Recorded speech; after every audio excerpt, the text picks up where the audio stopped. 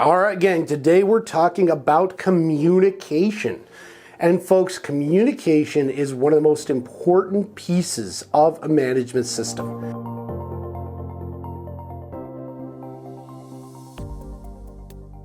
In management systems, we focus way too much on the tech and we don't pay attention to the fundamentals like communication. Why? Because communication is hard. Communication is not easily definable. And communication, there is no level that's right or wrong, there's just effective and ineffective. But communication is one of those things that you're going to have to learn in order to be effective as a leader. The first one starts with you, right? You thought I was going to tell you to do something to somebody else? No, fix yourself first. The first thing you're going to want to do is when you approach a communication opportunity, assume good intent.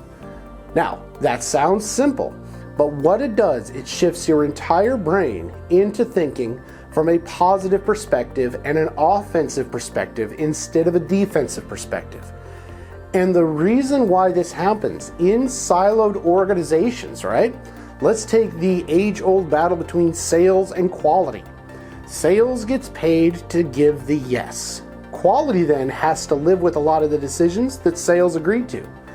So when we hear quality and sales interact, as a department, we need to assume good intent and realize that the reason they said yes was not because they want to make our lives difficult, but because they have the eye on bringing new revenue into the business with the intent to continue to grow and provide jobs. And one of the things then that sales can do for us is that when we push back in the quality world, it's not because we might be sticklers, we may not want to do the work. It's because the work and the commitment that they made the yes for, let's say, and said yes to, might be more than they thought. So when they come there, they got to say, hey, I know you're coming from a good place.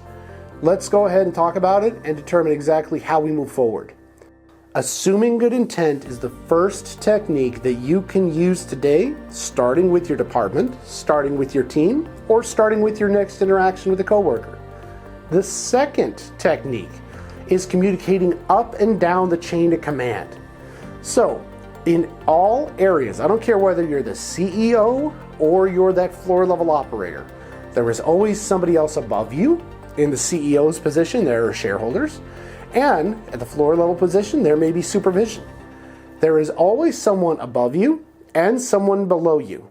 And so your job is to be the conduit, the communicator.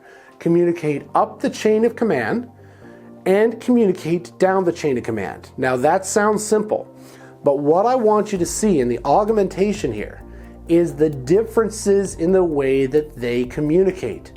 The people above you have a very different need of information, let's say, than the people that might be below you in the chain of command.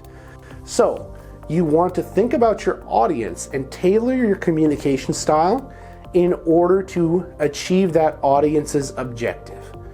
This is true when you lead a department. This is true when you're a process owner. This is true as an individual. So wrapping this video up, the two things that I'd like to communicate here. First, we assume good intent.